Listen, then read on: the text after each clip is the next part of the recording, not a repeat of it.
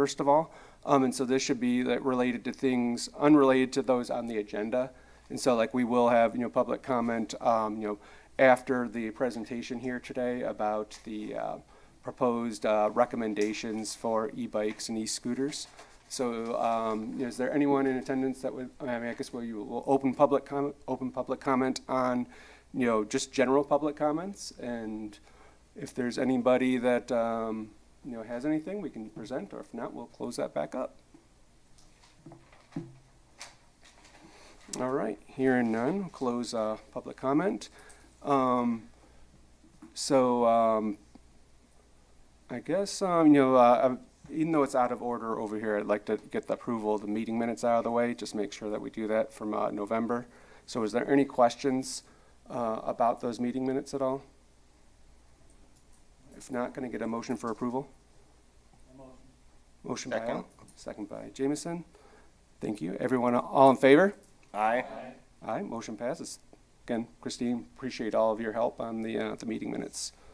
So next we'll go into a presentation about e-bikes and e-scooters. And so we do have a subcommittee that's been working on that and communicating with our supervisor and others from the township. And so that's with Nicole and Al, and I've joined at times. And so Nicole is here to give a presentation on the draft recommendations thus far.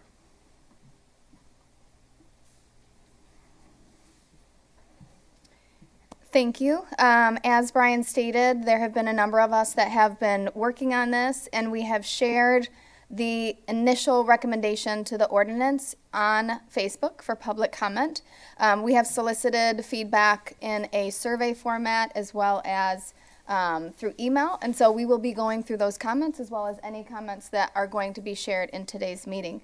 But to give you an overview for those who haven't had an opportunity to look at what was shared online, first starting with why we are doing this in the first place. And so the reason that we have decided to move forward on this is that we want to make sure that our ordinances are up to speed with the latest in what is happening within our communities and with e-bikes, electric skateboards, and scooters, and different mobility devices. And then we do want to make sure that Grow Zeal is in alignment with Michigan e-bike laws in general, making sure that all of our community are safe in using our roadways and our pathways. The graphic that you see at the bottom is just an example of the definitions of the Class 1, Class 2, and Class 3 e-bikes, and that is the basis for why we came up with some of the ordinance recommendations. What we have put forward is in regards to operating rules and age requirements. So the recommendations that we have are that Class 1 and Class 2 e-bikes are allowed on sidewalks and on pathways unless posted, and those that are Class 3 are only allowed on the roadway. We have also made some recommendations in regards to behavior when traveling with these different mobility devices, and so that would be things such as yielding to pedestrians and making sure to give an audible signal. And then, as I stated, the Class 3 e-bikes and mopeds are prohibited from sidewalks and shared use paths. For age and helmet requirements, the suggestion is that anyone under 7 is only on roadways with adult supervision. Ages 7 to 10, bicycles are allowed on those roads that are 25 miles per hour or less with parental consent. With electric skateboards, no one under 12 on roadways without adult consent. And then helmet requirements for riders under 18 on electric skateboards and Class 3 e-bikes. Mopeds also have a restriction of 15 and older with state licensing. Speed limits. The recommendation is to have a reasonable and proper conditions for a speed on sidewalks and shared use paths, not in excess of 20 miles per hour unless otherwise posted. electric skateboards not to exceed 25 miles per hour, and Class 3 e-bikes not to exceed 28 miles per hour. These are restrictions based on the capabilities of Class 1 and Class 2 and Class 3. That's why these were recommended.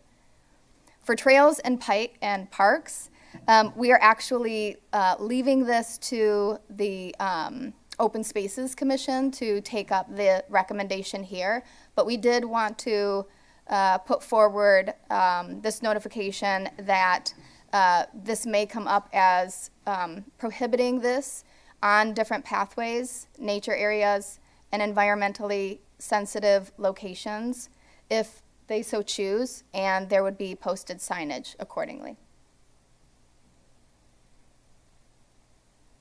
So that was a quick summary of the recommendations that we are bringing forward to the public for comment. And so, as I had said, we have gotten a number of responses in the survey that we have sent out, in emails that people have submitted to the Facebook posting, and we are now open for comment in this forum for additional feedback and comments. Great presentation. Thank you, Nicole. So we can open public comment, and that way anyone that wants to say their piece and if they need to leave afterwards, they're welcome to do that. They're also welcome to stay for the entire meeting if you like. But if there's anybody that would like to come up, use the microphone up at the podium, and please let us know your name and if you feel comfortable, like address or just the general area of where you do live on Groseal. Chad? You guys want to, I'm going to go up, but would you like to go first? I have no comment. Oh, okay. Chad, did you want to say? Ask for a bike rack. You gotta stay at the end of the meeting for that. No. Go ahead. Chad Novak, Elba Drive, 25 miles an hour on a skateboard. You would be doing some serious damage if you went down on that. Did you come up with these numbers and stuff? I filled out the questionnaire. Yeah.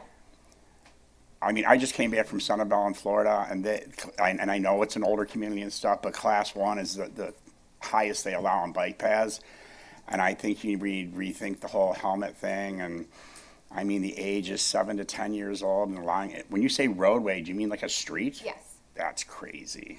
What part is crazy? A 7-year-old on the street doing 20 miles an hour or 25. Well, there's nothing stopping them from doing it now. I know, but isn't that what this meeting's about, to try to coordinate and get some rules and regulations going? And Yeah. I don't know. I'm busy chasing my dog around my neighborhood, not on a bike, but that was my input. When We'll I saw get you the an electric skateboard.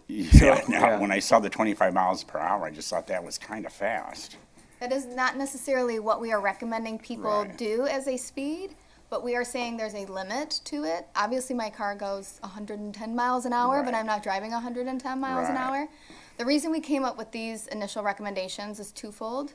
One is we are following Michigan laws, and so these are the ordinances that are part of Michigan law, and they have more to do with the capabilities of the mobility devices and not so much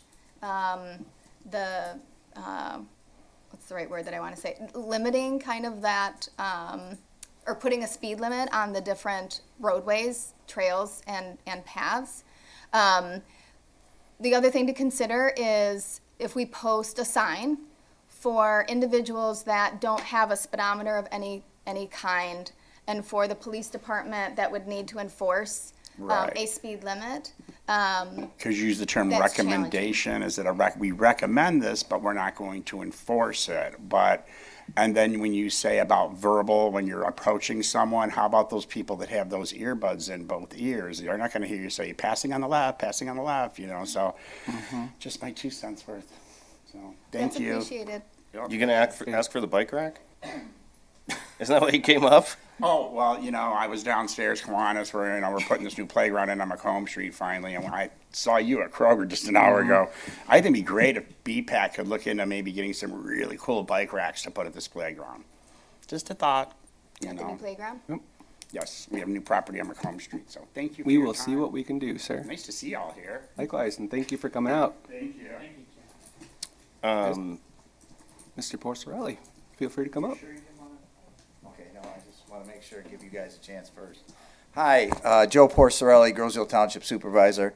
First off, I want to thank, and maybe I can, and I don't mean to explain it away and help Chad, but there's some things, comments I'd like to make.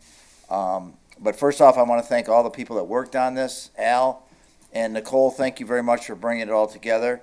And what happened is, about a year ago, my phone was ringing off the hook, and so was the police chief's. And this isn't, I'm not embellishing, there's over 100 complaints. I get that.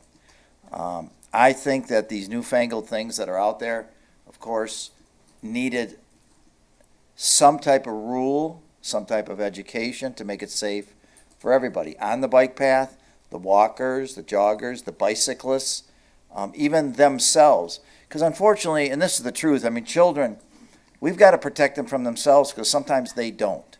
And that's true. We've seen some very unusual, and Al, you can attest this, but as both Al and I are both traffic accident reconstructionists, we've seen some horrific accidents. And I'm not going to say sometimes it's children's faults on bicycles, but sometimes it is. And they're their own worst enemy. So there's going to be a lot of education with this program. It's going to come through the township. It's going to come through, hopefully, this group here. But we're going to put it out and do everything we possibly can to educate the parents. Because every Christmas that comes around, how many more get these bikes? And we know that. And then I'm not running a no fun zone here, but I just got to have it safe for everybody.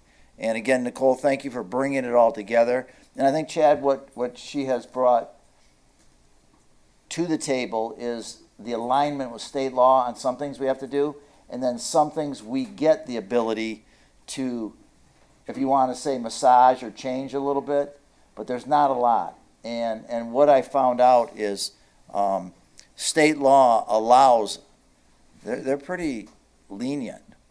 So we've tightened it up a little bit in areas, and hopefully the education is going to help too. But I just want to say where it came from. I want to thank you. Al, thank you. I know that Brian, thank you, or wherever, anybody else, Jameson, I know, helped me out a little bit on this. That was all, Al and Cole, so. And Brian. Brian is helpful. And as well. Brian. Yeah. No, I'm just saying it's, thank you, John, thank you for being John. Shout out. Yeah, so. Knows more than all of us put together. So the whole point is, this came out last year. Thank you for doing what we've got to do here. And I wanted to get this done by spring, and you did it. It came together. And I know you're going to get some questions on, these things up to a certain, mile an hour is kind of dangerous. I've seen bicyclists, they drive, I've seen some of the racers up and down, the streets faster than the first car I ever had. So, I mean, it's really amazing the speed of things out there today and the ability. And we've got to kind of control these new e-bikes and scooters. And again, I don't want any parents, I'm a parent. And we've got to educate to keep our children, they're our greatest resource in life. We've got to protect them. We protect them in every way. We teach them not to do this, not to go with strangers, not to do that, but how much do we teach them on a bicycle or an e-bike? I don't know. My kids never had one. So the Your point. kids never had a bicycle? An e-bike. Oh, what's wrong with you, man? I run a no fun house. Okay, Okay, fair no enough. bikes. No, nothing like this. Joe, I know you do. So the point is, thank you again for all your work, for all what you've done. And I know maybe, Chad, that wasn't the greatest explanation, but there are some things where we must align. And there's only certain things where there was the rule you can go tighter, but not greater, like on speed limits. Some things you have to align with state law. You have to align with them. And so the point is, once again, thank you. We're going to do our part on the township side with education, and hopefully we'll get some good things going this summer. Whatever you guys decide, whatever you feel is important to you on your side with the training or education. So thank you. So. Thank you, Joe. And Chad, thank you really for, bringing things up. Al, as another member of the subcommittee, is there something specific that you were going to say about the? We were talking about the very needed training on the use of these e-bikes, and May 9th, we're planning a safety course on e-bikes, and we'll be building on that next. That'll be the next probably big event we're going to work on. I did speak with Gibraltar Police Department, and they're also interested in co-chairing a class with us.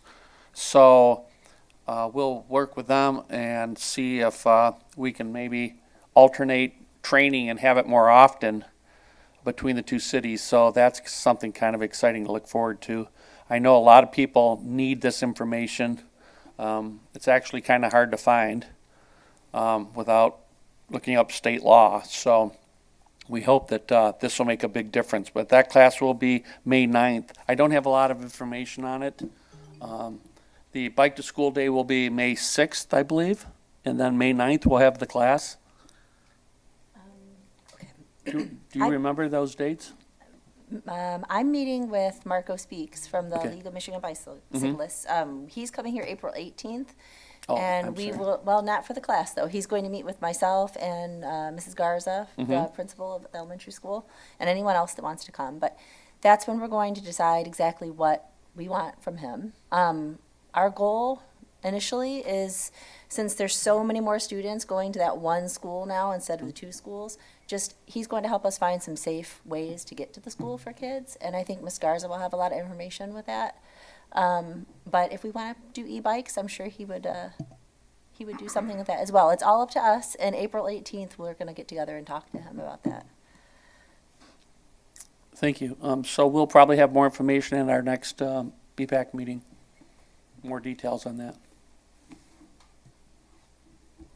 Thanks, Al. I'm going to add a few words just because I sort of inserted myself in the subcommittee a little bit later on, but I was coming from the approach that, again, like I do very much share concerns about making sure that our youth are riding safely and know the rules of roads and paths and such. That want to make sure that any proposed legislation wouldn't interfere with people that may be older and using e-bikes, and like making sure that we weren't going to do like blanket bans like some people have requested, not on this commission, not within township government, but it's something that I have heard about.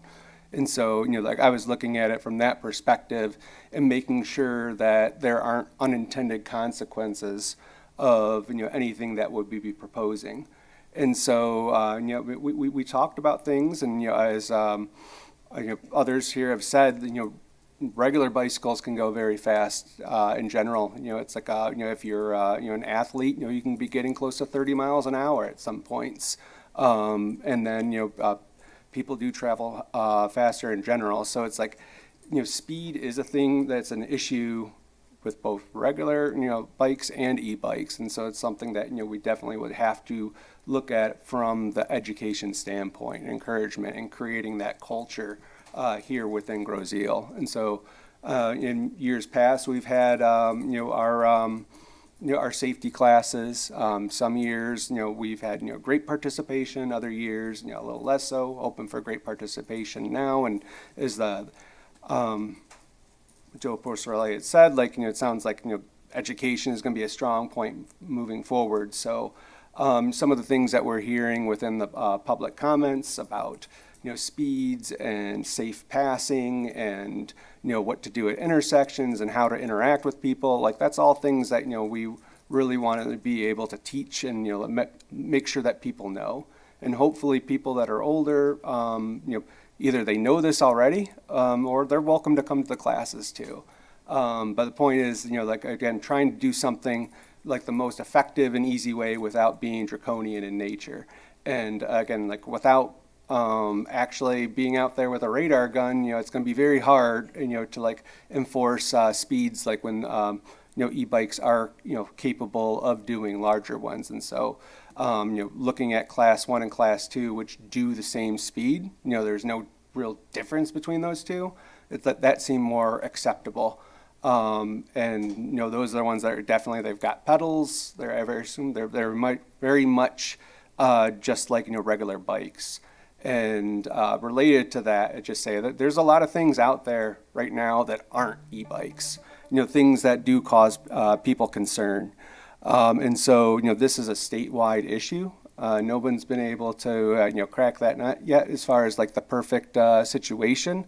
But I do know there's a lot of education on, making sure that people aren't getting, electric mopeds or electric motorcycles or electric dirt bikes and calling that an e-bike and being able to ride that like along the paths. We're not recommending that. We're like sticking specifically to, like things that are classified as Class 1 and Class 2 e-bikes.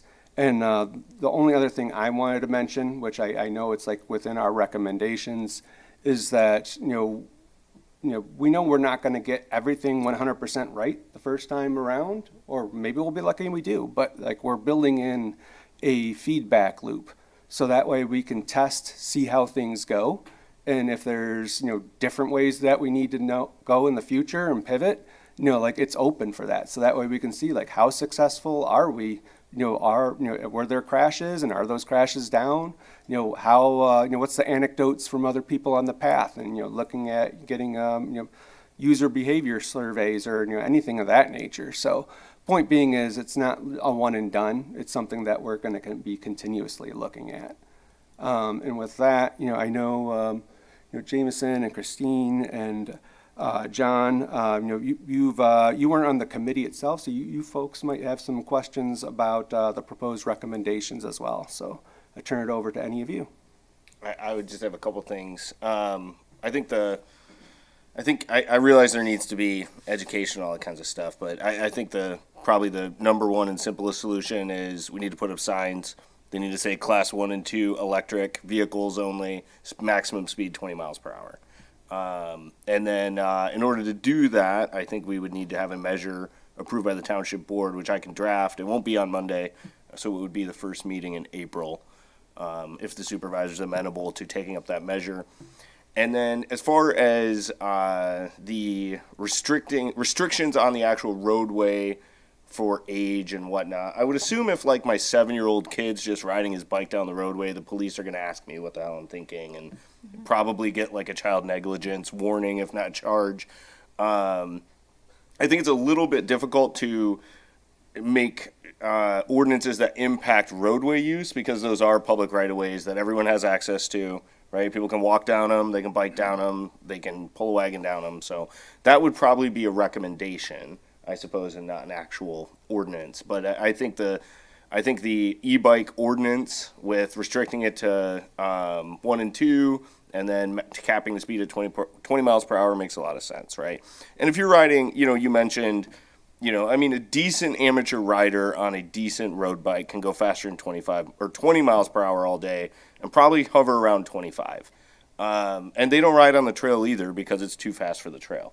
So I think the 20 mile per hour speed limit makes sense. In fact, that's even kind of fast, but that's okay. Thanks for that, Jameson. It reminded me of one thing is that, we do have a potential project still moving forward regarding signage along the shared use paths, and in conjunction with open space and, other entities on the island. Some of that is focused on wayfinding signage, but, I wanted to make sure that it includes safety signage as well. Yeah, so we can we can build kind of that look right at in. this more holistically, and, figure out strategically where things need to be. And again, I agree with everything that you're saying there. Christine, is there anything that you'd like to add?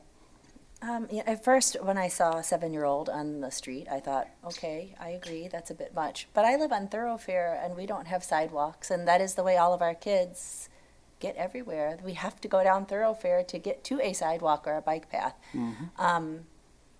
So, I wasn't thinking of that at first, but we do ride in the road there. And it is kids as young as 6 and 7 going to their friends' houses or riding to the school. So it is already happening. I don't see kids on the 35-mile-an-hour road because we have the bike path. But as far as a lot of our streets that don't have sidewalks, it is already happening. I thank you for bringing that up. 15 miles per hour. The speed limit on my street is 15 miles per hour. Yep. So again, like that's exactly what we're looking at is, being able to allow, children to be on those slow streets. And then if you got somebody out there watching, a child, either like directly with them or very close by. It's like, hey, it's more parental judgment on that, and like you looking at the context instead of being blanket across the board that, you're not allowed to ride on any road no matter what. So thank you for bringing that up. Thanks. I'd just like to thank the subcommittee and Nicole especially. It was a great presentation. Nice to summarize that in a succinct format. And a number of the communities I work in, they're all struggling with this. I mean, as Brian understands, we kind of bounce around in the same industry a little bit. And they're all kind of going to the 1 and 2 model, so to speak, through there, And I think, like any ordinance, they're all living documents that can be modified if changes are called for by the board or the community through there. And so I think this is a great starting point, and I'll be candid. If these were around when my kids were younger, they would have had them. These e-bikes, and so as Joe mentioned, they're going to just grow in popularity for sure. I imagine the school is going to be cluttered with e-bikes, in a couple of years, through there. So yeah. So I think it's a great start, though. Thanks for that, John. Can I make a comment? Of course. I'm sorry, I know it's kind of going out of order. I just want to kind of explain something why Nicole and I got together. There are certain things, and as you know, I deal in litigation issues right now in court. And what we see is if a township, a city, now we could just blanket it, make an ordinance or make a rule that any age, anything, we could change anything we wanted. Now, the problem is, for a risk management issue, and John would know this too, we are liable in the city.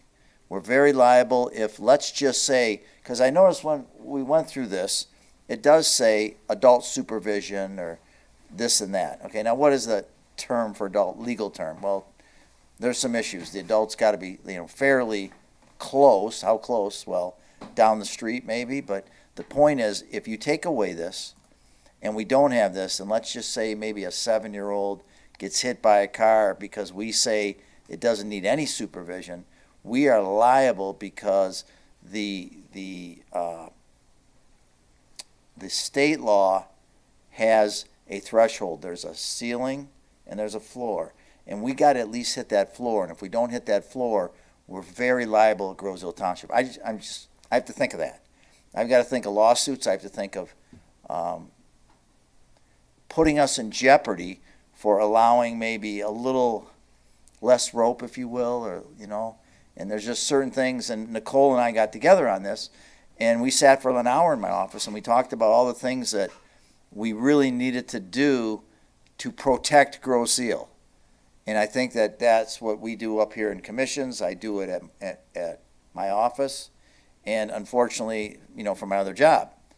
And so there's certain things that Nicole and I got together on that we really couldn't waver. And we both agreed that there's certain things that should go in that now we're going to leave it up to the parents and the education and the training to help them out. And we know if you're even like in the subdivisions, I live in Church Road area, in the subdivisions you have a kid, he might be 3 years old and he can ride a bike, and he's with a parent. Well, okay, that's fine. What's the big deal?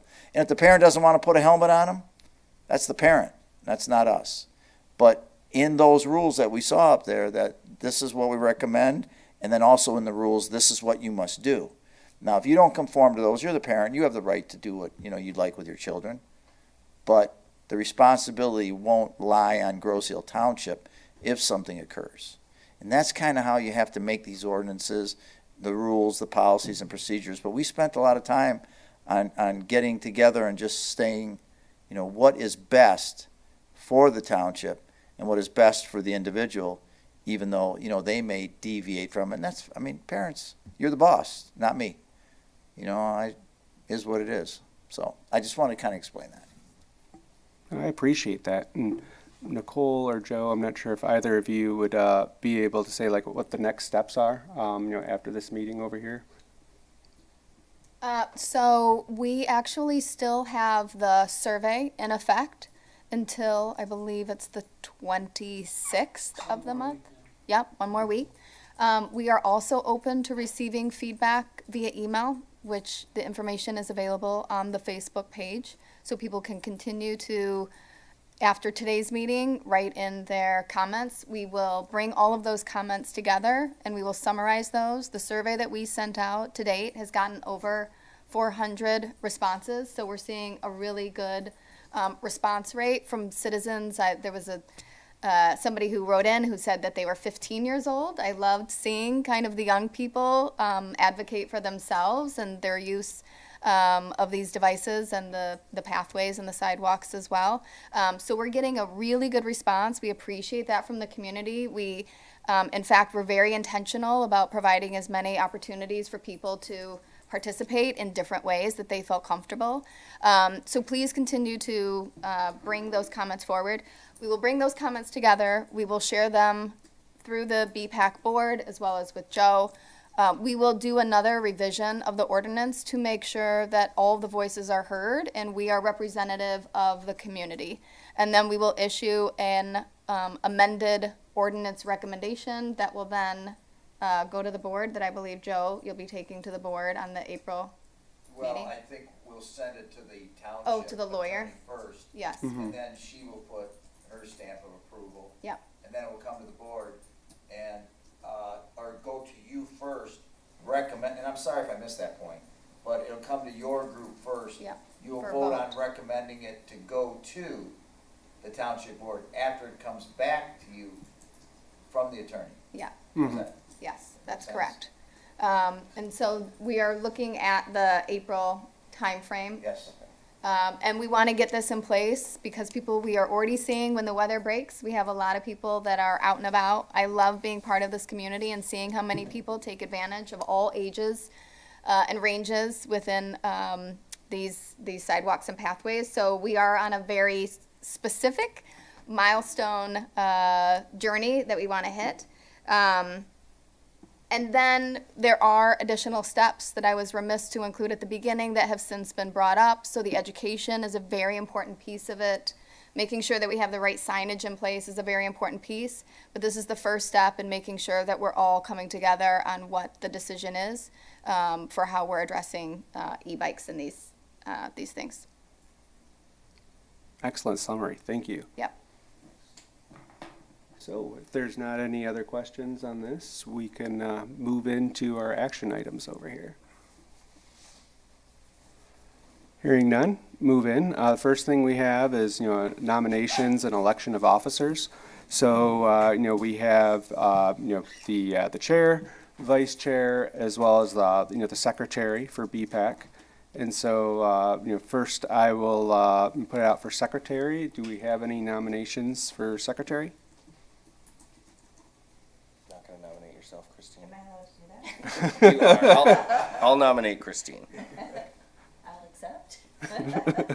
Is there anyone else that is interested in, fulfilling that role as secretary? Not at all.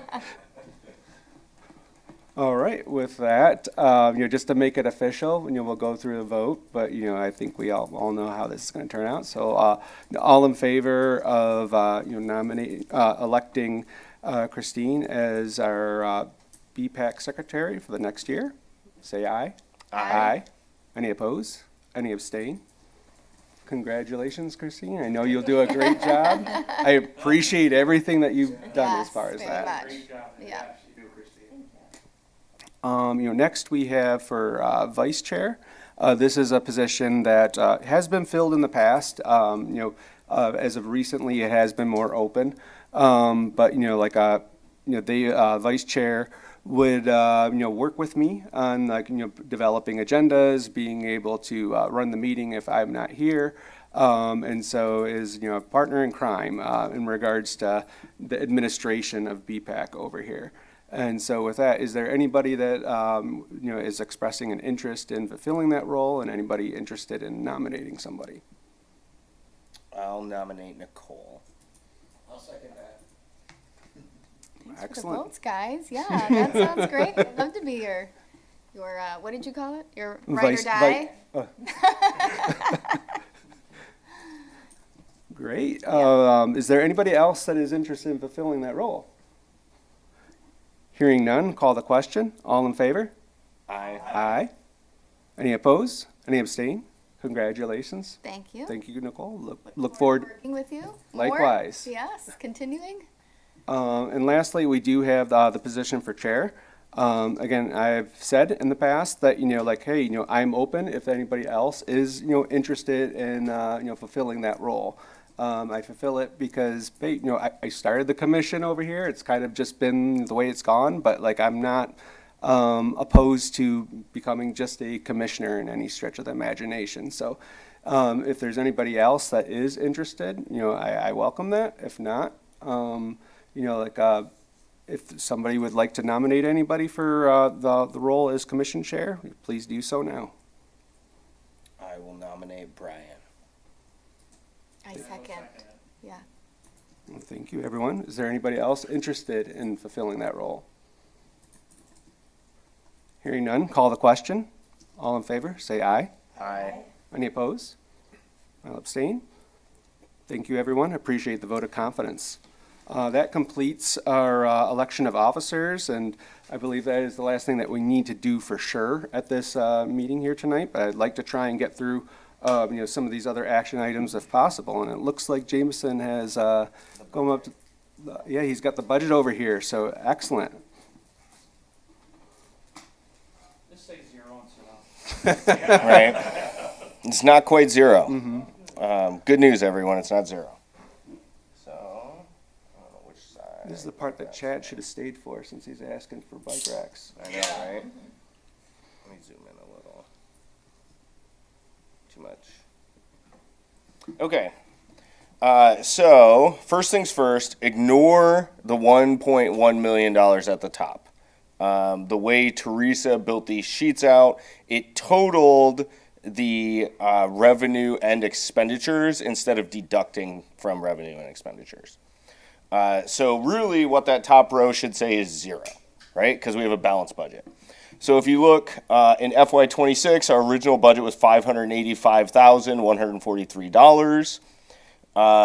We spent $83,467, and we are expected to, are expected to have $659,171 starting next month. And of course, that is with tax revenue, right? So it's not instantaneous. It's not like on April 1st, they just deposit a big old chunk of money. Going down through there, you can see the revenue, which will match the general line. Property taxes come in at about $116,330. That is an estimate, right, based on the value of properties and whatnot. Property taxes prior, we have $14.93. If you go down to interest earned, we did get a substantial amount of interest, $16,106, so that's good. The amount of so if you look in the column here, let me see, this column here, this is what we expect to spend in 27, and this is the difference, okay? So it's looking like we're going to get less interest, and that's because we're going to have more expenditures that deplete the fund a little bit. We brought forward $532,741 in prior year resources. We'll have about $2,327 in administrative expense, which is typically engineering. And then maintenance and repairs, $124,000 is budgeted. Plus we have the Grow Road project, which is part of our reserve capital. So if you do the quick bar napkin math on this, we have approximately $300,000 in unallocated funds. And this will be our last year of drawing a millage. So I think we should look for a millage in the future. I don't know if this election season is the time to do it, because there's a couple other millages that are typically higher on people's priority lists than bike trails, like police. So I wouldn't want us to miss out on a millage for the bicycle trail repairs based on the idea that people are trying to debate whether they want police officers or bike trails, right? That being said, I think that we have what is it, 12 miles of trails now? Yeah, so we have a substantial amount of trails that are 10, 20 years old and are going to need significant amounts of repair over the next decade. So I do think a millage is necessary in the future for BPAC. If not, then DPS is going to start having to allocate funds for it, and I guarantee they don't want to do that, right? They've got the whole water treatment plant and everything else to concern themselves with. But I suppose the big takeaway here is there's about $300,000 in the account at the end of our current projected expenditures. And that includes the signs and the South Point Grow Road repair. So that's free and clear. So we have money to do more projects. I suppose we should identify the highest value ones, right? And probably we've got a couple of bridges that need some work and things like that. That's where we're at. That's the state of the budget. Questions? Alan? Jameson, just out of curiosity, how much does the average household pay on their taxes yearly to support the bike path? Do you have any idea? It's not much. I don't have the full budget book pulled up, and it would take me a little while to find it. I mean, the taxable value of the island is somewhere in the hundreds of millions. Now, taxable value isn't how much taxes they're paying. It's just the state equalized value of the total homes. The total township budget is something like 27 million. And that includes some fees and other administrative fees and stuff like that. I think the average household is probably paying less than $200 a year, you know. So I can add on to that, and again, don't quote me on the exact price. I'm not even giving an exact price. But like when we put together the millage request last time, which I think was, is it 2016? I can't remember that, like when we started working on this. Well, it would have been because it's 2017 to 2027. So. Okay, yeah. And so the way that we were marketing it is that it was less than the cost of a Metro Parks pass for your car. It's something like 0.8 mils that's been headlied down. So it's not a substantial amount of money. And a mil is, 1 mil is $1 on $1,000 value of taxable income. So if you had a $10,000 house, 1 mil would be $10. If you had $100,000, 1 mil would be $100, right? So I think once you averaged all the households, obviously if I live in a 4-story house on East River and, laugh my way to the bank every day, I'm going to pay more. But I think the average household is probably paying, probably less than $100 after the Headley reductions. So. But that's based on SEV, Yes. not the complete value of the home, so it's half of that. So assuming your home's Thank you for steady. saying that. Right. So SEV, state equalized value. Right. That's what I was going to mention, but I was debating because I get kind of like jargony stuff. But yeah, half the taxable value. Even the SEV is less than half the taxable value Right. because it's capped. Yeah, it can only go up 3% a So year or lots of something like times that. it's at 40% per se. Right. Yeah. That changes the narrative on that a lot. Yeah, I think the trail is like a really BPAC in general, and the works BPAC does, right, is actually a really great return on investment for people, right? If you told me like, hey, just pay $100 twice a year, which is probably more than I'm actually even really paying, and we'll build this 12-mile trail system so all the kids in Grosse Ile can get around and be safe and everything, I'd be like, yeah, all right, here, right? So I think it's a pretty good return on investment. And I think people understand that, and the people that use the trail know the state it's in, right? Sometimes they come here to talk to us about it. So I think we can get a millage. I just would not want to compete with the police for one, especially in the environment we're in right now where with inflation being what it is and everything else, taxpayers are feeling very squeezed. They're not interested in paying more taxes. So I think we need to target a period where either another millage falls off or there are less millages being renewed, or an optimum scenario, no other millages being renewed. So I think we also have to, I think the narrative is really important and the timing, James is correct. But we have to get more money though. I don't think that this is sufficient to operate the the inventory of trails that we and we recognize this, but. Yeah, we So really need to I look think the at. discussion is really important on. So, Yeah, so and if just we're for gonna go clarification, to, so I was saying about the amount of money, and correct me if I'm wrong, but if, we look at the line for property taxes, it's $116,000 for this year. That's it. That's like everything for, doing the snow clearing, about like trimming trees, that's for cutting grass, it's for, like any of the asphalt repairs that we want to do, like, so if something's in disrepair and, let's face it, most of the system is over 20 years old. It's like beyond the life cycle of the asphalt. It needs to be completely reconstructed. And, typically, John, maybe you can tell me, but, I feel like, I don't know, it's greater than like $500,000 per mile to like redo asphalt. Oh, yeah.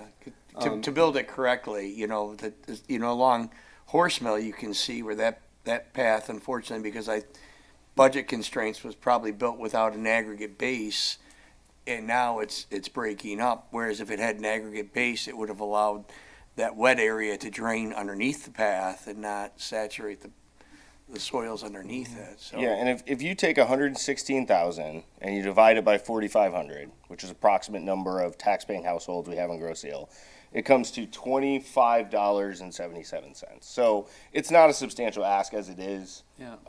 I think though, if we're gonna go to the taxpayers and ask for money, you need to have like a real trail inventory, real plan. How much brass tacks, money do we need, and what are you gonna get for it, right? And if we can articulate that, I think there's a lot of people that'll support it. And if they don't, then you know what? This is democracy. So. We should also get a grassroots together, because the government can't step in. I mean, we can educate the public about the benefits of millage and the costs and things, but we can't be advocates of it through there. But a grassroots organization can. Sure. And that's where you can put out signs and say, support BPAC and things like that. And, anybody can start that, Yeah, there are some organizations around Grosse Ile that you could ask to jump in with us. Well, I wouldn't want to say jump in with us, but to advocate for a millage that they feel should pass. Yeah. We certainly can't advocate for a millage. We can educate, we can tell them what they get for it and what they get if they don't. Do it. Right, but we Yep. can't really be like, you should vote yes for this, right? Yeah. Whereas the other one, we can have a sign that says Yeah, check. you need like a BPAC super PAC is what You you're. do, yeah, you need a grassroots group Yeah. that does that. And there's those campaign laws that if you raise under $1,000 or something, you don't have to file. I don't know exactly what the rules are. That's what it is. Is that what it is? Yeah, but that's a candidate. So I only know this because I've had to campaign. So a separate PAC, right? Like it's a 501c4 or something like that. It's different than a 501c3 because it's not a nonprofit; it's a political organization. They don't have to report anything. Okay. Which is why Citizens United is a bit of a controversial ruling by the U.S. Supreme Court. But yeah, and I'm not saying we need to contract with a lobbyist in Lansing or anything like that, right? But a grassroots group here in Grosse Ile, campaigning and raising funds to support a particular millage, there's absolutely nothing wrong with that, right? And you'll see like the fire department, auxiliary will campaign for fire department millages, right? And that's what they're there for. That's what they should do. So that is certainly something we would like to have. I think so, because lots of times the voters will get there and just read the millage at the voting booth, Right. And if they see a bunch of signs around that say vote yes for BPAC, they're like, okay, I kind of get that. Yeah, we just have to be very careful about. We could not engage an organization like That's that. right. Right? So, I couldn't, if there was a super PAC that was like elect Jamison Yeager to be governor of Michigan, I can't coordinate with them in any way. Right? So, no member of BPAC could coordinate with or participate in an organization that is acting as a sort of political PAC. So, We could donate to it though, right? So, you could. I could, as John You Hennessy could. as an individual. Yes. So just a little point of order, because I know that, we've got a lot still to Yeah, to get we're through. off the. This is great strategy stuff, but I want to focus more on the the action items over Can I here. ask two questions though? Sorry. Yes. So one is. Well, actually, it's are- up to Brian, if- right? Probably. Brian, may I ask Of course. two questions? So one is, if we are not planning to do a millage in November, are we at all concerned with the budget that we have and what we need to get done, is my first question. And my second question is, I think we talked about the idea of putting a plan together, because I agree with you. We need to advocate for the budget that we need for a plan where we have yearly, here's yearly things we're gonna do, and then there are projects that we have on our list to get done in a priority order. And so, what do you think about the timing? Like, is that still on Yeah, I think this year, our priority list? And then what might be the timing of that? I'm happy to help with that. But it's Okay. like, are we okay with the budget that we have if we don't do a millage in November?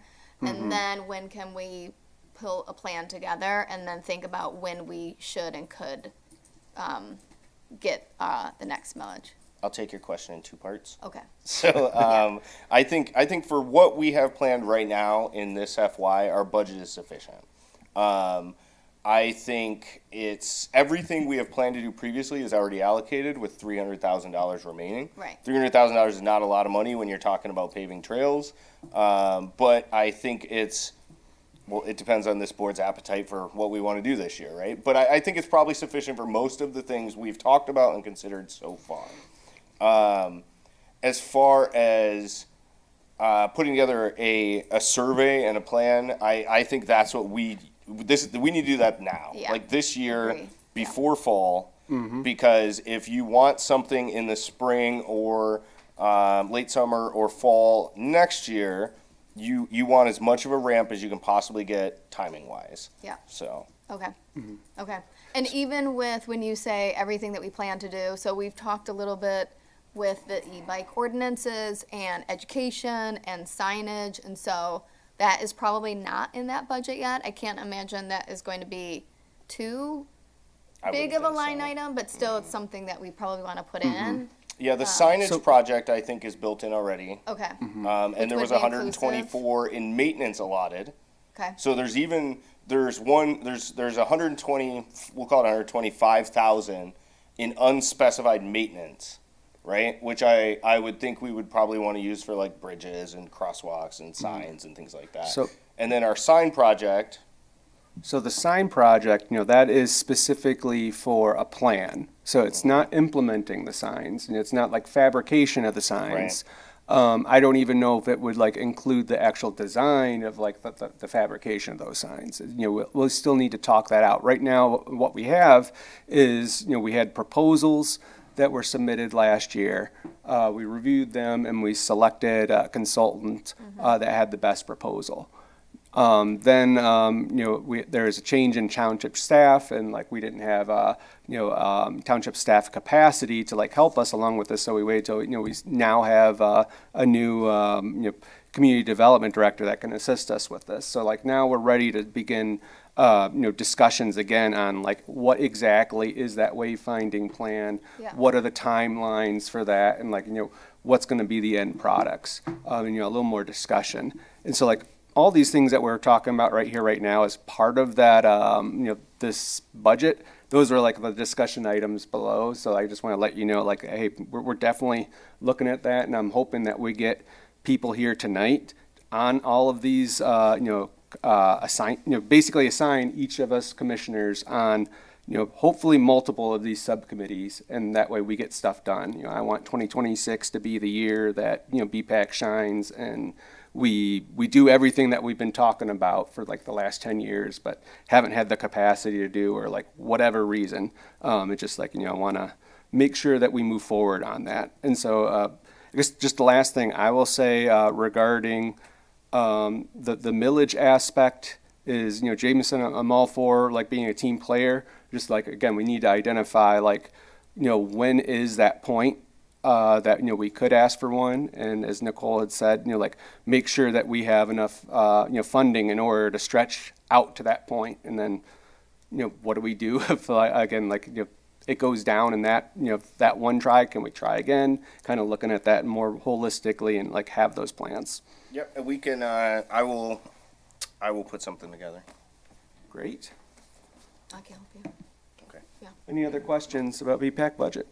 All right, next item I have in here is an RFP for bridge repairs. So I do know back in November, Wes was able to give us a presentation on many of the issues that we have with our existing bridges. Not saying that they're falling apart, but the point is that they do need some TLC. Some of them, we waited to do, we basically deferred maintenance because we had the Ferry Road, Meridian Ferry Road project where part of the boardwalk and the bridge, was reconstructed as part of that road work. And so we didn't want to put good money into something that could potentially just be ripped up. So now we know what's there. We know what we have to repair because it wasn't touched at all, as well as if I understand correctly that there's certain maintenance items or things that could be replaced on the existing thoroughfare bridge, in order to make sure that it meets spec and is safe for everyone. So I've been hearing about boards that are being pulled up and stuff, and so it's hey, if there's ways that we can improve that section, I'd like to do that too. And so I wanted to discuss about developing an RFP for bridge repairs, again, to be able to understand what are those costs. Kind of look at it more holistically across all three bridges. Wes did a great job of showing us his opinion, but I feel it would be good to have a second opinion and see something else. Kind of develop that, and that way, if we feel like we have the funding available to move forward, we can solicit and get that work done. So. Jameson, I don't know if you've been looking into this at all, but how would you think that we could proceed with at least getting estimates for the bridge repairs, or potentially getting an RFP for them? So this is an action item right now? It is set up as an action item in case we are ready to take action. We can table it if necessary, but No, I think we can take action. We would just need a motion, right? So something effective I move that the Bicycle and Pedestrian Advisory Committee requests the Township Administration seek RFPs for the canal? What crossing it? I know what crossing it is, but what's it called? Bridge repair. So I think we need to look at all. You want to look at all of them? I think that we definitely need to look at all of them. Seek I don't know if- RFP. Well, are we repairing them or just inspecting them? Right, because an RFP is specific. Yeah, that's a good question. I would recommend maybe that we ask Ohio to look at the bridges, his team, Okay. and then come back with a report, and then, Okay. and then we would know What needs to be done? what bridges based on kind of a cost estimate that they have, with the understanding that they're gonna come back with a high level cost estimate that's plus or minus, 20%, because it's gonna be kind of a guess. All right. I just need to send an email to the administration for that, so I'll do that now. Okay, and so we still probably need to make that a motion. Do you want something more official, or do you feel like we're good without that? I know we can just. we can make a motion because it's going to allocate funds essentially. So I move that the Bicycle and Pedestrian Advisory Committee request that the Township Administration task CE Rains to conduct an assessment of BPAC bridges in order to identify future and current repair needs. You got all that? That sounds good. Okay. Any discussion before, I any would need friendly a second. amendments? Okay, well, I'll second it. Okay. So with that second, and thank you for mentioning that, is there any additional discussion that we want to talk about in regards to the motion that Jameson has put together? After this is received, would we then receive bids on what they assess? Is that how? So right now, all we're asking is the township retained engineers to go and look at the bridges and tell us if they need repair and how much they think that repair will cost. CE Rains might come back and say, I can tell you what ones that need to be repaired, but if you want me to do a cost assessment, that's going to cost this much. in which case we may decide, okay, let's just go out to RFP then. Typically, when we RFP something here at Township, we don't necessarily have an engineering assessment tell us how much it's going to cost. We have a history, right, and experts like the man there down on the left, and then we'll typically just go out to RFP and then select who we think is the best qualified for the least amount of money, I suppose. But do we have to come back and request the RFP based on the Yes. findings? Yep, because Yeah. right now, all we're requesting Yeah. is CE Rains assess the bridges. Okay. Yeah. And I mean, I kind of wonder if it's a little bit of a, I mean, is there any bridge that doesn't need repair? Well, they need maintenance. That's the difference. It doesn't need, is it at the level of repair or just preventive maintenance? Yeah. Because they're two different, you know. So, every bridge should be power washed, every bridge should, potentially be stained if, applicable. There might need to be sanding down of handrails and different things. But there's also could be something more extensive. So, you look at the, both the surface of the bridge, you look at the railings, make sure everything's secure. And then you look at the understructure, I'm forgetting the exact name for it, but basically anything underneath the bridge itself that's supporting the bridge and make sure everything's okay.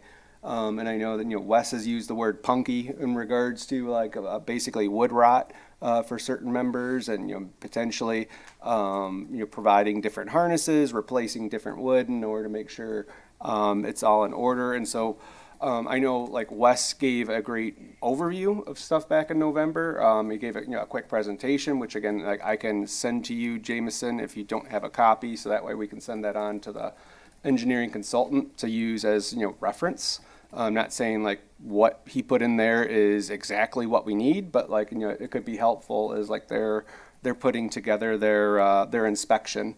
And again, the hopes is that they say, okay, well, it's going to cost, $30,000 to repair this bridge over here. It's going to cost $5,000 just to do the staining and power washing for all three bridges. I'm just throwing out numbers, but point being is we will have something to react to, and then we can then go out and solicit a company to do that.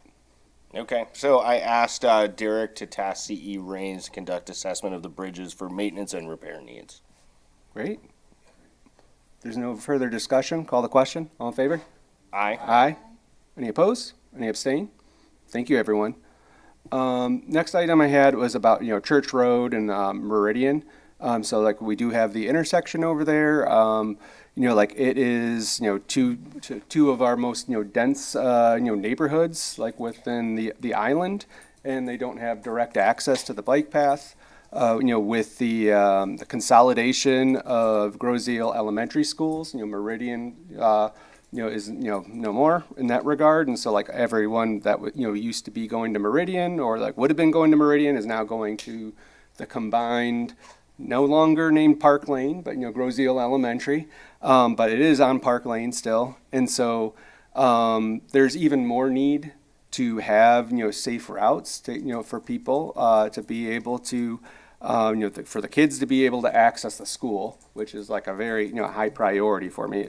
And then again, in the past, the older children that, are definitely capable and definitely did, ride their bikes to school or walk to school, they were at Meridian. They're older, they should be theoretically be able to, ride their bikes to Groseal Elementary now. But, if you live on an area that's not accessible through the internal roads over there, you have to cross the road. And then you have to negotiate, Church Road itself in order to get to the sidewalk on the other side of thoroughfare.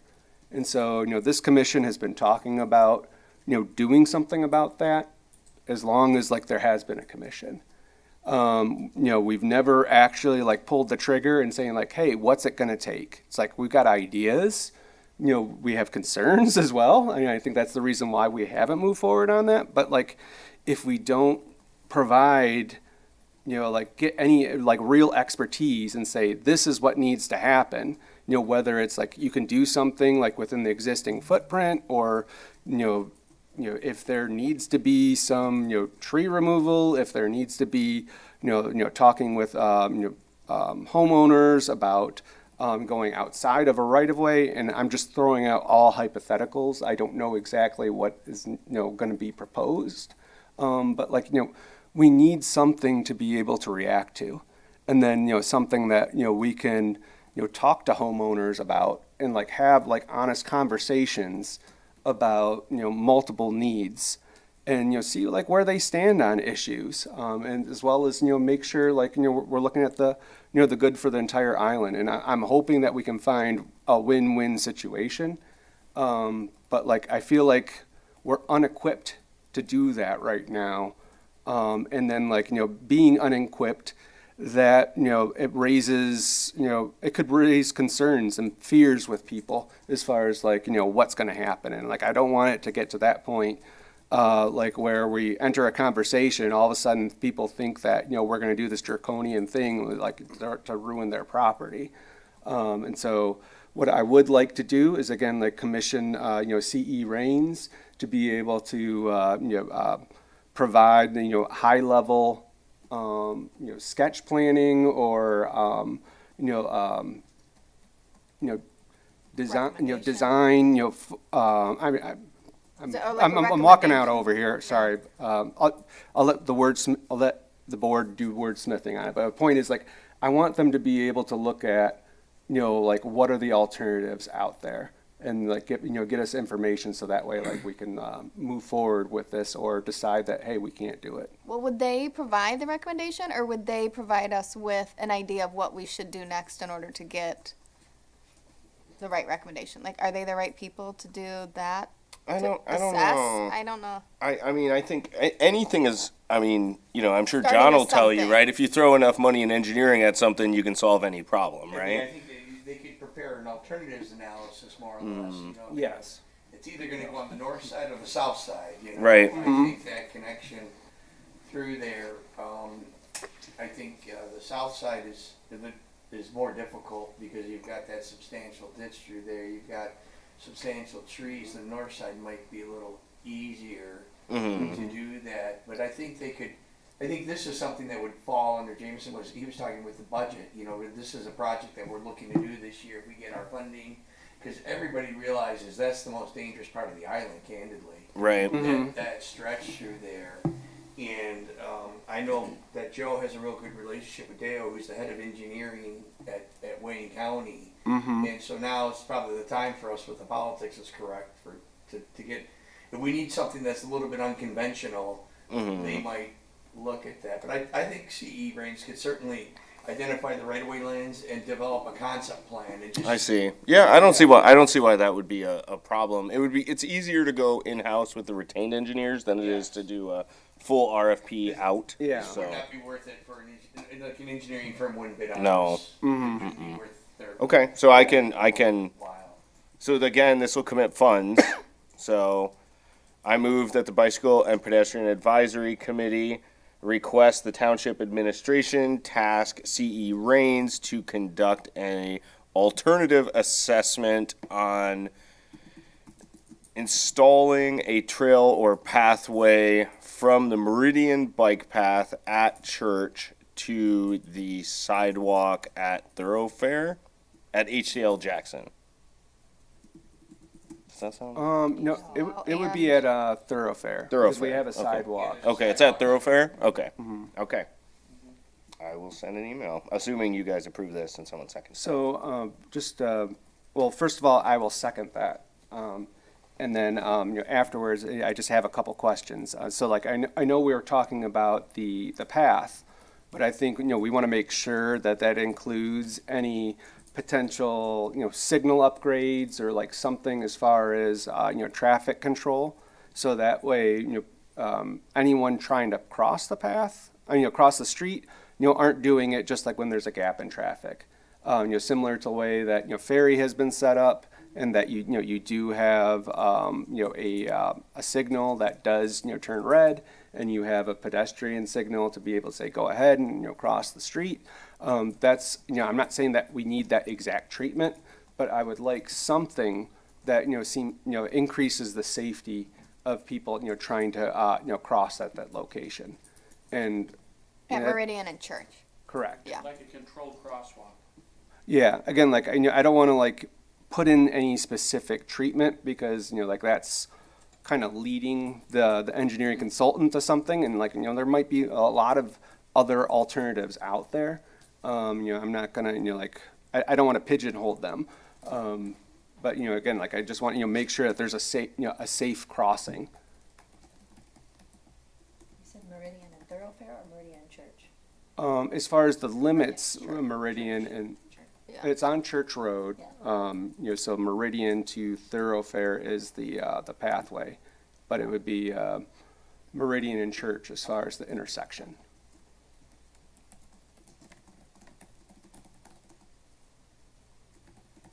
So is there any amendments to, what Jameson had proposed based on the conversation that we just had, or we feel like it's still succinct enough? Did you get a second? We Yes, did get a he second, seconded, second. yeah. Okay.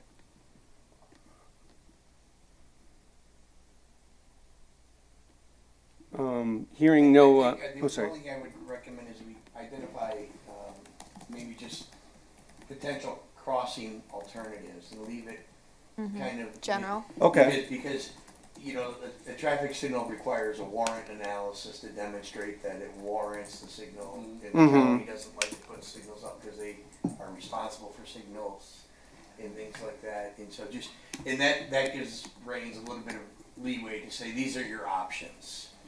And, a menu for us to look at. So what was that wording again, in case they, Jameson did get? Yeah, that they would develop a series of crossing alternatives. Okay. For us to evaluate. Should get Not that. so much to design them, but just identify alternatives, like signalized Right. crossing. Yeah, Right. And, yeah, we're not talking about getting the schematics, in an engineering level drawings. That's right, I But, want it very, and then we can look at that menu and see what we. yeah, Then we're not. it's kind of like you get like a pros and cons list, Yes. for like the different crossings and like a ballpark estimate of like, what things might cost. Sure. Yeah, I like that too, because, at least in the past, we've also talked about Anderson being a potential crossing spot. Also, down at, where Thoroughfare meets, Meridian, like that was another alternative. And, I'm not saying like, one is better over the other, but like, yeah, being able to examine all three of those and like anything else that they came up with, I really like that because, again, like I don't want to pigeonhole them, I just want to get that safe crossing in. Yeah. Keep in mind, we have a trailhead right there at the intersection too. Okay. So, Jameson, do you have everything that you need as far as the, for the email? Yep. All right, so if all in favor of, as, Jameson had, put together? Aye. Aye. Aye. All right. Any opposed? Any abstain? Motion passes. Thank you, everyone. Last thing I have under action items is, for the payment for the bicycle safety instructor. So Christine, I know that, we've been looking into that, and I can't recall if that's been taken care of already, or if there's a formal action that's needed from, BPAC here tonight. I don't believe there's a formal action required for BPAC because this does not fall under maintenance, which means our fund cannot support it. Do we have any funding identified in order to, pay for the Yes, bicycle yep. safety instructor? hmm Okay. Yeah, it's going to be Township General Fund. Okay. So I guess. Did you get it's- everything you needed from Derek? No. No? What was I supposed to get? Oh, I know you guys were liaisoning, so I just want to make Okay. sure there wasn't, I don't believe so. if communication dropped off. Just, will you re-engage about it with me and him in email, please? Thank you. Yeah, we've got a verbal, we'll just need to get a check written Okay. out, so. So with that, I think we, we can just, pass on that action item. Thank you, everyone, for that. Under discussion items, I just want to say, again, I'm looking for commissioner assignments for, our different, committees over here, or I should say subcommittees. Of most importance, as we discussed over here, is, our millage subcommittee.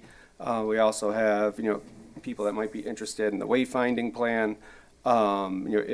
Church Road activity, another one I identified again was that Church Road, project in case like there's people that are interested in looking at the details.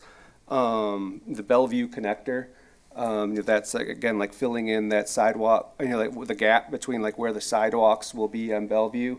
And so that way we have a continuous, safe corridor, connecting both the country club and Water's Edge. And then just in general, I would like to have folks looking at maintenance. And so again, like developing that plan for how much it's going to like first of all, what is what is the condition of everything out there? Secondly, like what type of treatments are potentially needed?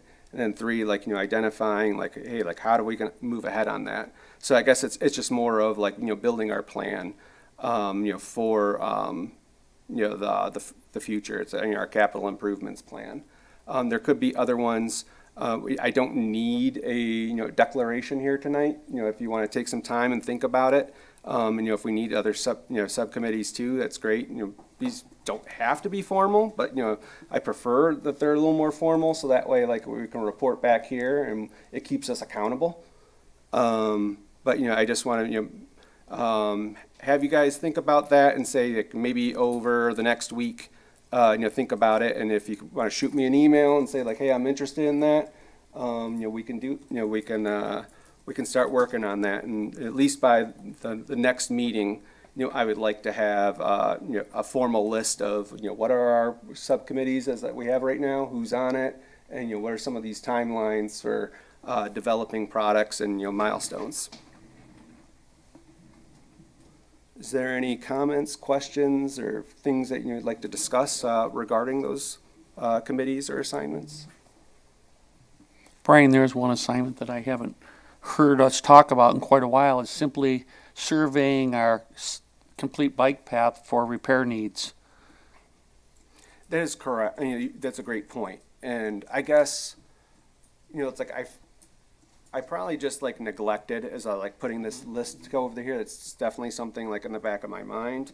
But I also think that it's probably helpful to have like, a person that's trained on doing that to be able to make sure it's consistent and again, like it gets developed because, my opinion of bad shape might be different than your opinion. But, like we definitely need to have that survey done. And I know that we don't have that as an action item here tonight, which, that would have been nice if I did. But like, I think like that might be another thing to, task with CE reins. What are other people's thoughts on that? Yeah, I think we actually did. And I think maybe that was during the Ross turnover. Okay. And maybe it didn't get done. Lost. Yeah. So I can re-engage about that. Okay. So, but let's keep it on the agenda, right? So, I mean, and ultimately, I'm not an expert on trails, but I can walk down one if there's holes in it and cracks. I can come back and tell you it's not great. Yeah. So. But like, I guess where I'm coming from this is that, there's a determination that needs to be made. Like, is it some? Prioritization, severity. Yeah, and I don't think I think we could do that. I mean, we could ask CE Reigns to do it. Maybe it's just a time thing for all of us. Maybe But we get a training, like they could train us on Yeah, how we do it. yeah, Because that's I a do good like the idea. idea of being consistent. yes, but the other side to it is typically, and John could probably tell you about this too. A lot of times these projects, you do an RFP and somebody comes in and tells you, yeah, I'll do it, and because here's what I think's wrong with it, right? And then they open it up and they're like, well, it turns out this is what's really wrong with it, Yeah. right? And maybe it's better than I thought, maybe it's worse than I thought, and that's why a lot of times you'll have like a 20% contingency Yeah. or something And- like that. And all honestly, like there's been, cases where we thought that we were going to be doing a partial depth repair, but like, you put a machine in there in order to do the partial depth repair and it destroys the base. And so like, you Right. kind of have to just like redo it anyways. Or there's just like, yeah, you open up the pathway, you try to do the partial depth repair and realize that the base is compromised, already. And so I guess like if we wanted to be like quick and dirty, you can just do an assessment based off of, hey, worst case scenario, we have to rebuild this. Well, I can tell you with like the roads, there's some roads that we've worked on paving and whatnot, and that isn't based on any engineering assessment. It's based on elected officials being like, this road sucks, and we're gonna repair it, right? So I mean, you can make it as complex as you want, or not. Yeah. Right? So you're gonna pay though. It's the rideability, that's it. Yeah, I mean, if you want to do like a real deal trail assessment where they're doing cores and things like that, that's going to cost big money, right? No, I'm not talking about that. It's just like, damage compared to seam damage compared to easy things, right? so, yeah, I like, on the road side, there's, something done, across the region, like every year. It used to be like 100% of all the federally aid eligible roads. Now it's, like 50% or something like that, because like they've gotten enough data that they're consistent that they can figure out what's going on year to year. But the point is that they have a scale, like, 1 through 10. They have people that were trained, they take classes, and it's like, at least at the time, it was a team of people that, went out, and, they would agree upon like what the number is, like with certain numbers being that where you can get by with just doing, an asphalt overlay or seal coating or crack sealing. And then there's other things where there's, some damage, but it's non-structural. And then the other category is like, it is structural, you need to repair this entire road. And so based on that, and like you do that every year, you can be able to get ideas of, how are things decaying? How are things holding up? And, like the point was to try and like spend the money wisely and not like, do a treatment that's gonna fall apart within like the next year afterwards. And that's really like what I'm trying to do as far as like the spirit. But, like I don't want to complicate it. It's like I want to get like a good idea of Well, I like the what Nicole condition, said. but like know like how much it's going to cost to repair these things into the future. That is something we're going to need engineering for, right? If you want cost assessments, that's really, you need engineering. And a lot of times what the township does, they don't do cost assessments, they just ask for RFPs, right? Or RFQs. How much is this going to cost if your company comes and fixes this, right? Mm-hmm. What we can do though is we can, and I liked your idea, like why can't we ask somebody to train us to do it, or a group of volunteers or something like that, Yeah. and they go out and do assessments. And I guess like, Or we can ask CE Rains to do it, but again, it's going to cost you money. yeah, So. and I guess like if there is people like on this commission that have the interest and time, like yeah, I'm all for that. I just know that we're all busy, and so it's like sometimes it's better to like have a professional that does this do it, and that way it's done correctly and hopefully quickly. Can I propose that as part of maybe the millage subcommittee, there is this idea where, what is our plan? What things do we want to do yearly? What are the list of projects that we need to prioritize? And so we ask this, we put that into that subcommittee that says when you're figuring out your plan, that this should be part of it. A yearly assessment of our sidewalks and our multi-use paths, trails, should be part of that plan, and they can figure out how do we want to do that. Do we want to do it by committee? Do we want to get the engineers to do something? Like, let's have them figure it out versus at 9 o'clock us figuring it out Yeah. here. Because we can, you all can talk about it till the cows come home. I know. So I would propose Ouch. that you guys like to talk about all the nitty gritty details of the Yeah, I'm more of a cracks big and the- picture and actions kind of guy. So, like, do you want a CE Rains assessment or not? Yeah, I mean let a committee kind of figure out what the recommendation go. is, maybe there. Does that make sense, Brian, or?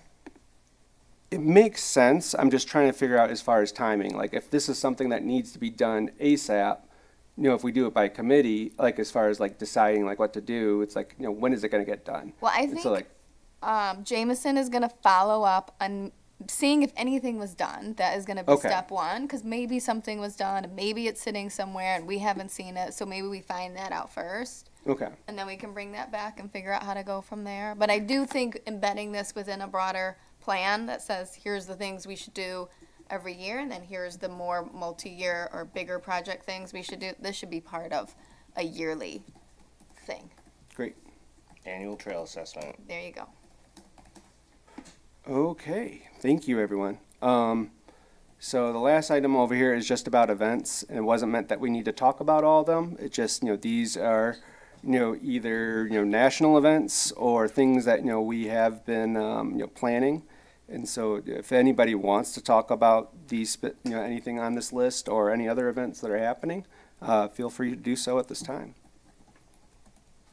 So are most of these Grow Zeal except for the National Trails Day? The bike and roll in school day is national, but we Oh, are it signed is. up for that, yeah. Oh, okay. But all the schools in Michigan, or across the nation, do it on the same day, Okay, and we're doing it as well. yeah. And the bicycle safety class is We're set. figuring out, Yeah. yep. Do we need signs for any of those things? Bike and roll to school day, we usually make flyers for that. They put them in the backpack flyers. Oh, yeah. But that's, and I'm going to make something for the safety class, I just haven't yet. Great. And I just wanted to say that, we get great participation from like schools in general and like, the various, parent, volunteer groups like through the schools as well, as far as, it's a partnership. And so it's not all BPAC, but, like we're the ones that say like, hey, this is an event, we want to make sure it happens. And like, some years we're more involved in like heavy lifting, and other years like they're more of the heavy lifters. So I'd love to see, in the past, hasn't like the police given out like the Slurpee things and stuff for kids wearing helmets or, reinforcing positive behavior? Is that something that we can ask them about doing, or how does that work? Yeah. They did that at the October Bike to School Day. So they will do I it can again? Contact them again. I'll probably have to contact Okay. them again. There's a new, Chief? there's some new staff, yeah. so- Yeah, Yeah, okay. I can do that again. Yeah. okay. Do we have to do anything for Island Fest? We do not need to do anything for Island Fest. It's just an opportunity if we wanted to. I know in the past, we had a table, we did like some community outreach, we had a map that, had the entire island and, people could pinpoint like where they live or like where they wanted to see improvements. We got some public input, but, again, like it's hit or miss, regarding like what's going on in the airport hangar and like, how many people like, are interested in learning about that. But, it's an event. If there's something that, we wanted to get out there, if we wanted to talk about, e-bike safety or, bicycle safety in general or anything specific, it's just an opportunity. But, it would require thought and, volunteers. So one thing that was kind of cool last year is we did a car show. And this like 12-year-old boy, We well, meaning- the rec commission Okay. did a car show. Uh-huh. Not the bicycle Okay, commission. yeah, yeah. So I was like, we did wow. a car show, but this like 12-year-old kid brought like his fully restored like 1989 Haro BMX bike and set it up, and like he was super proud of it, and people voted for it. He actually won like the chairman's award or something for, but so a BPAC could do like a bike show or something like that if Love we that just idea. wanted to, and you just kind of do it the same day as the car show off to the side, advertise it a little bit. Well, what about the parade? Don't we have a parade? Yeah, Do we have you a could parade for Island Fest. Like that would be cute for kids to maybe participate as part of that. Maybe. Yeah. I love that idea. So I suppose we could keep that on the agenda as a potential. Yeah. It's a good idea. Yeah. Yeah, and, we've done different things for the parade in the past, but again, it requires volunteers, and so. I would volunteer for some parade/bike show. Awesome. Yeah, I could help with the bike show, but I have other stuff for the parade, but I could do the bike show with you. Okay. That sounds fun. Yeah. First annual BPAC bike show. awesome, I love Inspired it. by whoever that young boy was. Yeah, I could probably look it up. I think we had like a plaque made for him, so it was Okay. neat. It was Yeah. neat. So. Cool. If there's not any other discussion on the events, turn it over to Jameson to see if he has anything regarding Township Board report. Well, it's budget season, so I've been having a really great time being a member of the Township Board, fighting for resources and whatnot. I think that actually, and I should preface, I mean, we're not really fighting that much, right? I think the Township Board members agree on 99% of the things they vote on and probably 99% of the things people care about. So, from the township perspective, I don't think there's any big big BPAC news, you know. I mean, I think the township supervisor is very happy to see the product that came out tonight about the e-bikes. I think it's a good product. I think it's going to work for the township. And I think that was probably the most controversial request we've had in quite some time. So, you know, the Nicole and Al, you guys did a great job working on it. I think it's just good common sense legislation. So, thank you. Thank you. For the commission report, you know, I just wanted to say that I did, you know, put together an accomplishments as well as, you know, a document, you know, proposed items looking forward, you know, based on like what's happened over the past year and things that, you know, I've heard from this commission. You know, I'll just, you know, put off a couple of them over here, and, but, you know, I will send this off to you if I haven't already, just that way you're in the know as well. So just saying that, hey, last year was more of a rebuilding year, so it's like, you know, making sure that we're fully, you know, up to state, no vacancies. So, you know, again, hey, Nicole, your accomplishment over here. You know, reaffirming job duties of commissioners and having discussions about attendance and, you know, making sure people, you know, are completely, you know, contributing as much as they possibly can.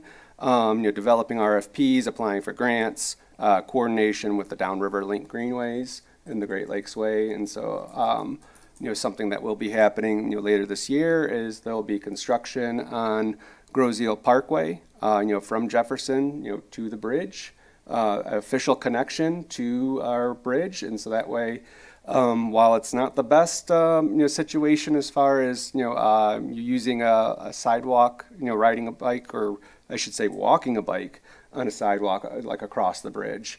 You know, like there will be more of an official connection over there. And then, you know, being able to wind down and like where the sidewalk ends at West River, picking it up, getting to Water's Edge, and then also, you know, a sidewalk over by Groseal Golf and Country Club, and you know, a new crossing across Meridian to connect to the bike path. So like that will be going in sometime this year. You know, like funds have been obligated for a larger project across all of the downriver communities for filling in the gaps. And so that is one of them. I still don't have a date of like when it's going to happen, but I think it will be happening later in the year. And then, you know, as far as moving forward, I think we've discussed a lot of that tonight. I just saying like, hey, we're going to have our recommendations on e-bikes. You're going to do more coordination with like wayfinding with the different agencies, and, you know, developing all the stuff that we've been talking about here today, so that there should not be any surprises in what you see as far as moving forward. But I just wanted to let you know I did that. It was a very quick turnaround, and so like that's why I did it by myself rather than, you know, bringing it to the commission for comment. But again, you know, just to let you know, like it is something that you know, we're going to strive to do year after year. So it's like if you want to make sure something's included, just, you know, reach out to me and we'll make sure that we have that for future reports. With that, that concludes my chair report, and you know, we have one last section over here as far as public comment. So if you know, I know we have people in attendance over here. If anyone would like to come up and speak, you're more than welcome to. She's been a trooper. Yeah. Been a trooper. I'm not going to make her come up here. Not with us tonight. Very interesting and informative. It's much more involved than I expected. Are you shopping for a commission to join, or? It's giving me lots to think about. Okay. Uh-oh. Look all of you up on Strava because I didn't recognize anyone from the cycling community, so I was really curious about what the board did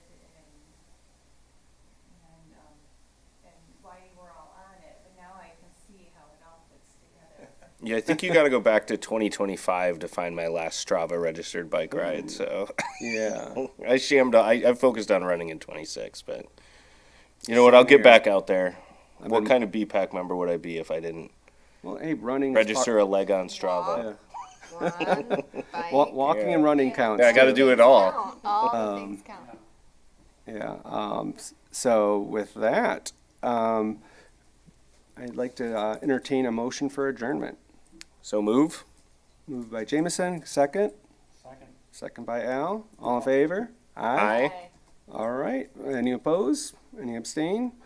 Call this meeting ended at 9:14 PM. Everybody walk, bike, drive safe.